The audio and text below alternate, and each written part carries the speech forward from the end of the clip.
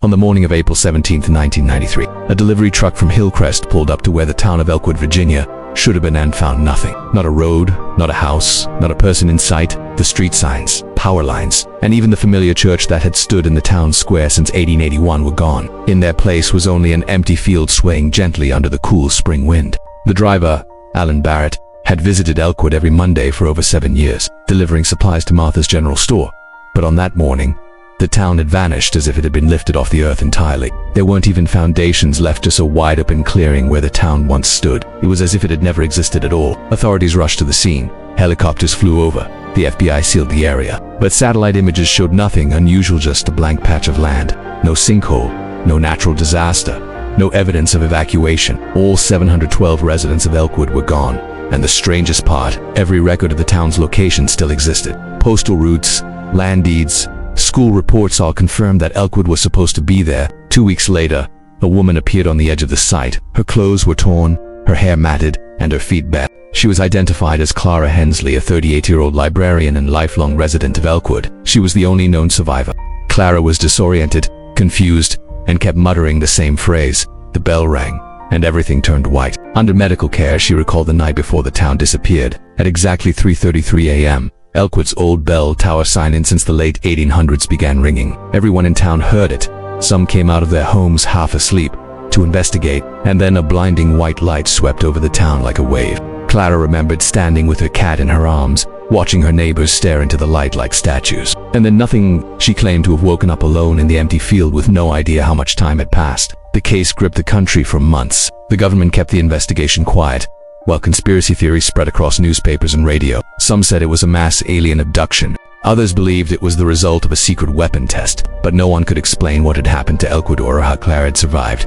Years passed, the story faded into urban legend. Then in 2008, investigative journalist David Rowe, known for chasing down unexplained phenomenon, covered declassified documents under the Freedom of Information Act. The files, dating back to 1947, referenced a secret military operation called Project Harmony. According to the documents, Elkwood had been a testing ground for a covert experiment designed to explore dimensional resonance and localized time distortion. The report detailed the installation of an underground mechanism, something tied to the town's long-abandoned bell tower. One particular note stood out.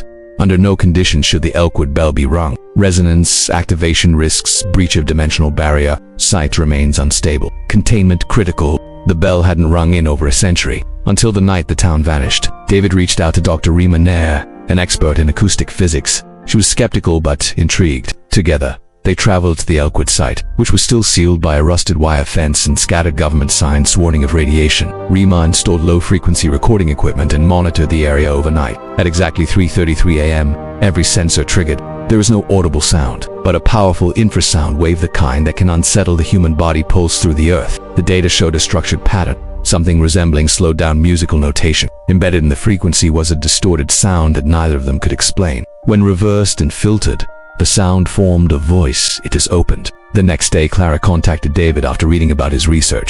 She handed him a dusty hand-drawn map made by her grandfather in 1923, long believed to be fictional. It showed the town's original layout, but beneath it were tunnels, passageways, and a central chamber marked with a single, ominous symbol, a black bell. Clara called it the Hollow Bell. She said her grandfather had told her stories of a bell buried under Elkwood, a bell that wasn't built but discovered. No one believed it, of course. Until now. With Rima and Clara, David followed the map's directions deep into the forest, where they found a hidden cave entrance, obscured by ivy and rubble. Hours of careful descent through damp stone tunnels brought them to a large underground chamber, circular and hollow. In its center floated a massive black bell suspended in midair by no visible means. It was ancient, tarnished, and lightly vibrating. They didn't touch it, but the air around it shimmered slightly, like heat rising from asphalt. Then, the bell rang. Just once. No one had touched it, and yet the deep, resonant tone shook the chamber.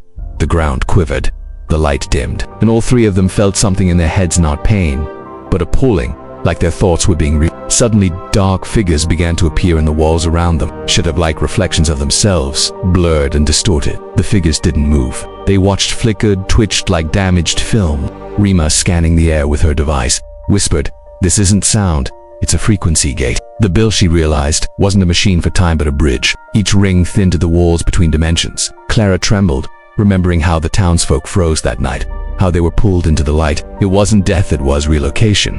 They hadn't vanished. They had been Then a voice echoed through the chamber. Not from the bell, but from the darkness. You were not meant to return. A tall man stepped forward, his eyes milky white, wearing a black coat stitched with symbols. He called himself Watcher 9. According to him, Elkwood was sacrificed to prevent something worse, something that had crossed into our world through the bell long ago. To keep it contained, the town had been shifted into a looped dimensional pocket. As long as the bell remained silent, the barrier held, but someone, an outsider, had recently triggered it again. David suddenly remembered the footprints they'd seen in the cave earlier. Someone else had found the bell, and they'd begun the loop all over again. Faced with the choice to leave or try to reverse it, David did the unthinkable. He rang the bell 3 times. The air cracked like thunder. Rima screamed. Clara vanished before his eyes. The chamber imploded with light, and then silence. When David opened his eyes, he was standing in not the town. Children played. The church bells rang. Martha's general store sat across the street with fresh flowers in the window. It was normal, except for one thing. Not even Clara, who stood beside a man who looked exactly like David, but wasn't him. David realized too late. This wasn't his world. He was inside the loop, a copy, a replica, a version of Elkwood frozen in time, playing the same day over and over, like a dream repeating itself endlessly. Outside, in the real world, no one would ever know what happened to him, or to Elkwood. Now, hikers sometimes report a strange ringing sound near the old Elkwood site at night. Some say they see lights in the trees. Others claim they hear faint music and the sound of a bell tolling 3 times. And those who go to investigate, they don't come back.